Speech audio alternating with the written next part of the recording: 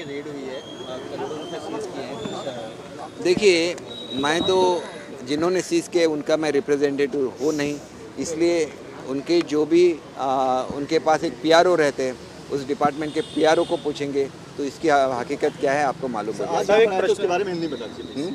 आज जो यहाँ पर आए हैं आप सब, उसके बारे में हिंदी में बता दीजिए। देखिए, जब शिंदे साहब ने मुख्यमंत्री पद की शपथ ली थी तो हम जब 50 एमएलएज है, उसमें 40 शिवसेना के हैं, 10 सपोर्टिंग एमएलएज है, सब मिलके यहाँ पे आए थे, बाला साहब का आशीर्वाद लिया और उनके उनके जो हमें उन्होंने सिखाया है उस पद पे हम लोग चलने वाले हैं। हम में से कुछ लोग, वो 50 में से कुछ लोगों ने शपथ ली है, तो वो यहाँ पे आए थे ब्लेसिंग्स लेने के लिए। वो जब पदभार स्वीकारते हैं, उनको जब अपना ऑफिस मिल जाता है, उनका डिपार्टमेंट मिल जाता है, तो उनके काम की शुरुआत होती है। लेकिन काम की शुरुआत होने से पहले बाला साहब का आशीर्वाद लिया है और आगे जाके आनंद दिघे जी के समाधि पे भी हम लोग जाएंगे, उनका भी आशीर्वाद लेंगे और एक अच्छा महाराष्ट्र बनाएंगे। पॉलिटिक्स कितने दिन तक चलानी है उसको भी लिमिट है। एक ऐसी पार्टी है जो पार्टी का एक सेक्शन ऐसा भी है जिसको पॉलिटिक्स करने में इंटरेस्ट है और पार्टी का एक सेक्शन ऐसा भी है जिसको काम करने के लिए इंटरेस्ट है। और पॉलिटिक्स किस लिए है? पॉलिटिक्स लोगों के लिए है। जब हम जनतंत्र बोलते हैं तो लोगों के लिए पॉलिटिक्स है और उसमें पॉलिटिक्स बहुत देर तक नहीं चलनी चाहिए, लोगों के लिए काम होना चाहिए। इसी के लिए लोगों ने आपको चुन के दिया है और जब लोग आप चुन के देते हैं तो वो विचारों को मतदान करते हैं। जैसे महाराष्ट्र में जो इलेक्शन हुआ था उसमें शिवसेना और बीजेपी को लोगों ने वोट दिया था, कांग्रेस और राष्ट्रवादी को हराया था। इसके बावजूद भी हम लोग कुछ अलग करते हैं, वो जनमत का अनादर है। हमें जो जनमत मिला है उसका आदर करते हुए हमने फिर से युति प्रस्तापित की है।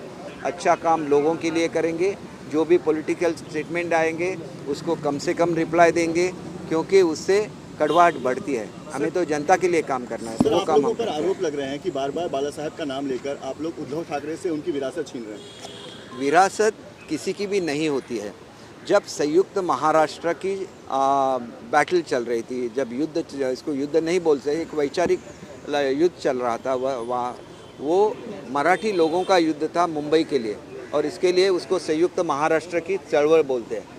तो बाला साहब के जो पिता थे प्रबोधनकार ठाकरे, वो उसमें एक अग्रणी थे और उसी वक्त उन्होंने बोला था कि महाराष्ट्र के जनता को, जब वो सब अलग अलग हो गए, उसमें कम्युनिस्ट भी थे, उसमें समाजवादी भी थे, और जब भिन्न विचारों के लोग अलग हो गए तो जो लोकल फीलिंग्स है उनको एक ही व्यक्ति ने उठाया और उनका नाम बाला साहब ठाकरे है।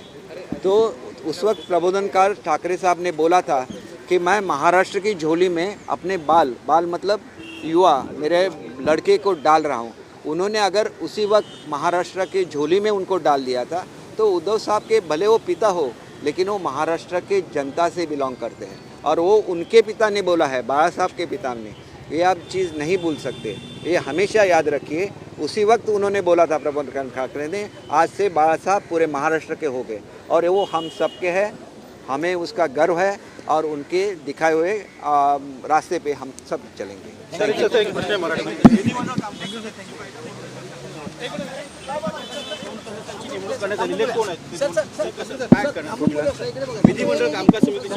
मी तर आता बघा, मी काल दिवसभर बाहेर होतो म्हणजे कॅबिनेटची बैठक झाल्यानंतर मी थेट जिहुला ऑल इंडिया इन्स्टिट्यूटमध्ये गेलो। तिथले जे अध्यक्ष आहेत त्या संस्थेचे, त्यांचा सत्कार होता। त्या सत्काराच्या कार्यक्रमानंतर एक खाजगी मी आमच्या घरातल्या फॅमिलीला भेटलो होतो, तिथं गेलो आणि आता इथं आलेलो आहे। मला वाटतं दादासाहेब भुसे आहेत आणि कोणीतरी एकटे आहेत, तुम्हाला जास्त माहिती असणार नावं। मला दोन नावं काढून शिंदे गटातील 2 नावं तिथे नेमण्यात आलेले, दोघांची सदस्यपदी नेमणूक करण्यात आलेली आहे। आता थोड्याच वेळात विधिमंडळ कामकाज समिती अशी असते की तिथं सत्ताधारी पक्षाची लोक असतात, विरोधी पक्षाची लोक असतात। आता मी परत नाव उद्धव साहेबांचं घेणार नाही, कारण त्यांचं काही बोलायचं नाही असं मी ठरवलं होतं। सध्या ते सत्तेत नाही आहेत, आमच्याबरोबर आले तर पुन्हा ते सत्तेमध्ये येऊ शकतील, जर त्यांनी आम्हाला आशीर्वाद दिला तर त्यावेळेला ती नावं तशी राहू शकली नसते। पण आज वस्तुस्थिती अशी आहे की हे 15 आमदार बाजूला आहेत आणि त्याच्यापैकी जर कोण सदस्य असतील तर सत्ताधारी पक्षाच्या सदस्यांची नावं तिथं द्यायला लागतील। त्याच्यामुळे ते सत्तेत नसल्यामुळे त्यांची नावं काढण्यात आलेली आहेत आणि सत्तेमध्ये असलेल्या लोकांची सत्ताधारी पक्षाची 2 नावं तिथे रिप्लेस केलेली आहेत. काल कॅबिनेट बैठकीमध्ये खूप चर्चा झालेली आहे खाते वाटपावरती. तुम्हाला काही ऑप्शन दिले गेलेले आहेत का? त्यावर काही खडाजंगी झाली का किंवा नाराजी व्यक्त केली गेली का? हे बघा, मी तुम्हाला सांगतो की कॅबिनेटमध्ये काय घडलं हे बाहेर सांगायचं नसतं, परंतु कॅबिनेटच्या नंतर जी आमची मीटिंग झाली त्याच्यामध्ये कोणीही सरकारी अधिकारी नव्हते. ती मीटिंग कशा तऱ्हेने महाराष्ट्रामध्ये चांगलं काम करावं या संदर्भातली होती. ज्यावेळेला तुम्ही काम करता त्यावेळेला प्रत्येक वेळेला मुख्यमंत्री उपमुख्यमंत्री येऊन तुम्हाला मार्गदर्शन करू शकत नाही. अनेक वाईट प्रवृत्ती असतात जे तुम्ही सत्तेवर आल्यानंतर तुम्हाला चिकटण्याचा प्रयत्न करतात आणि अशा प्रवृत्तीमुळे आपण सुद्धा बदनाम होत असतो. अशा लोकांपासून राम राहिलं पाहिजे. आपल्याला विकास करायचा आहे महाराष्ट्राचा आणि महाराष्ट्राच्या जनतेचा, आणि त्याच्यामुळे आपण बघितलं की सत्ता बदलते परंतु सत्तेसाठी काम करणारी लोक मात्र तीच राहतात. ही परिस्थिती महाराष्ट्रामध्ये राहता कामा नये असे स्पष्ट निर्देश मुख्यमंत्री आणि उपमुख्यमंत्र्यांनी दिलेले आहेत. मंत्र्यांनी योग्य लोकांची निवड करावी, कारण आता आम्हाला आमचा स्टाफ निवडायला लागेल, आपल्या डिपार्टमेंटसाठी वेगवेगळे अधिकारी निवडायला लागतील. त्यावेळेला जे सचोटीने काम करतात अशाच लोकांना प्राधान्य दिलं केलं पाहिजे.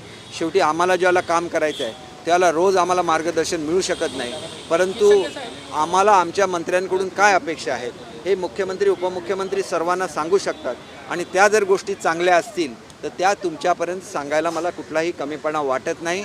अतिशय चांगलं असं मार्गदर्शन आदरणीय मुख्यमंत्री आणि उपमुख्यमंत्री यांनी आम्हाला केलेलं आहे. शेवटी एका मंत्र्यावर जरी आळ आला तरी तो संपूर्ण गव्हर्नमेंटवर आलेला आळ असतो. त्याच्यामुळे आपण जपून आपल्या टीमची निवड करा, कारण त्यांनी आम्हाला पूर्णपणे स्वातंत्र्य दिलेलं आहे की तुम्हाला कुठली टीम पाहिजे, परंतु ही टीम चांगली पाहिजे, प्रामाणिक पाहिजे, लोकांसाठी काम करणारी पाहिजे आणि तुम्ही लोकांना न्याय दिला पाहिजे, तुम्ही फिरलं पाहिजे. हे जे मार्गदर्शन असतं हे काय अधिकाऱ्यांच्या समोर होऊ शकत नाही, आणि त्याच्यामुळे आमची बैठक झाली. याच्यामध्ये कोणाला कुठलं खातं द्यायचं अजिबात चर्चा झाली नाही, कोणाला कुठलं ऑफिस द्यायचं ह्याची चर्चा नाही झाली, कोणाला कुठला बंगला द्यायचा ह्याची चर्चा नाही झाली. शिंदेसाहेब जो काय निर्णय देतील तो आम्ही सर्वजण माने. ती का आमची एकट्याची सभा हे नव्हती, शिवसेना आणि भाजप दोघांचे मंत्री तिथं होते. चांगली चर्चा झाली आणि महाराष्ट्राच्या हिताची चर्चा झाली. साहेब, एक प्रश्न असा होता की विकिपीडिया केसरकर साहेब विकिपीडियामध्ये जे तुम्ही आता आमदार थोडीशी माझी एक विनंती आहे की स्वातंत्र्याच्या संदर्भातला कार्यक्रम आहे आणि तो तिथं या ना. हे बघा, आपण मला तुम्हाला एकच विनंती करायची, 75वा स्वातंत्र्य दिन आहे. आपण काय नेहमीच राजकारणच करत राहणार का?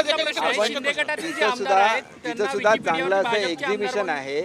तुम्ही त्या एक्झिबिशनला सुद्धा या. त्या एक्झिबिशन मधून मी बाहेर आलो की मी तुम्हाला हे करतो. प्रश्न असा आहे की शिंदे गटातील जे मंत्री आहेत आमदार आहेत त्यांना भाजपचे आमदार म्हणून विकिपीडियावरती दाखवलं जात आहे. विकिपीडिया हे आमच्या ताब्यातलं आहे का?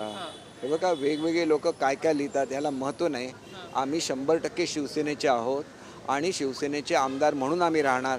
म्हणून तर आम्ही सगळ्या केसेसना वगैरे तोंड देतोय ना, कारण आम्ही पक्षापासून कधी लांब गेलेलो नाही, पक्षाच्या विचारधारेपासून लांब गेलेलो नाही. आम्ही शिवसेनेचेच आमदार आहोत आणि शिवसेनेचेच मंत्री आहोत. नाही, हे प्रत्येकजण, आता काही लोक आपल्या मिटिंगना गेलेले आहेत, प्रत्येकजण आपल्या सवडीनुसार आजच्या दिवसामध्ये जाऊन शिंदेसाहेबांच्या मतदारसंघामध्ये ज्यांच्या प्रेरणेने त्यांचं राजकारण सुरू झालं त्या आनंद दिघे साहेबांच्या समाधीवर जाणार आहोत, त्यांचं दर्शन घेणार आहोत समाधीचं, आणि त्याच्यापासून ऊर्जा घेऊन आम्ही आपलं काम सुरू करणार.